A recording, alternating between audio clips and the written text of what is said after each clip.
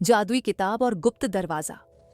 गुनगुन नाम की एक छोटी सी लड़की थी जिसे किताबें पढ़ने का बहुत शौक था। उसके दादाजी के पास एक पुरानी लाइब्रेरी थी जहां कई अनोखी और जादुई किताबें रखी थीं। एक दिन जब गुनगुन लाइब्रेरी में खेल रही थी, उसने एक बहुत पुरानी धूल भरी किताब देखी। जैसे ही उसने उसे खोला, उसमें से एक चमकदार रोशनी निकली और पूरी लाइब्रेरी जगमगा उठी। अचानक किताब के पन्नों के बीच से एक रहस्यमयी आवाज आई, गुनगुन, क्या तुम जादू की दुनिया में आना चाहोगी?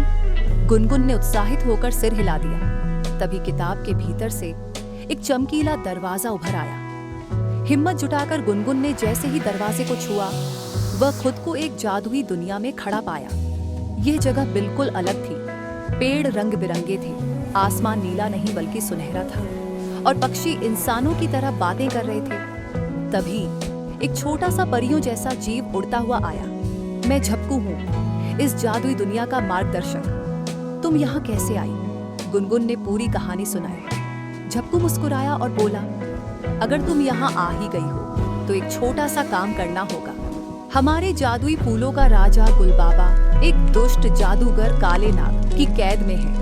अगर तुम उसे बचा सको तो हम तुम्हारी मदद करेंगे वापस लौटने में। गुनगुन ने हिम्मत दिखाई और झपकू के साथ जादूगर काले नाग के किले की ओर चल पड़े। रास्ते में उसे पहेलियों वाले पेड़ मिले जो सही जवाब देने पर रास्ता खोलते थे। फिर उसे एक नदी पार करनी थी जिसके पानी को इंद्रधनुषी मछलियों ने बांध रखा था।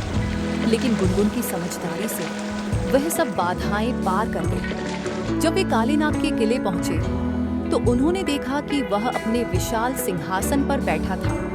गुनगुन ने बिना डरे पूछा, काले नाग, तुमने गुलबाबा को क्यों कैद किया है?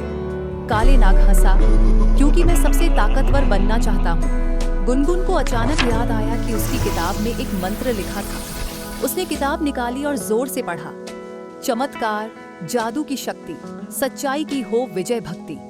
जैसे ही उसने मंत्र पूरा किया, काले नाग की जादुई शक्ति खत्म हो गई और गुलबाबा आजाद हो गया।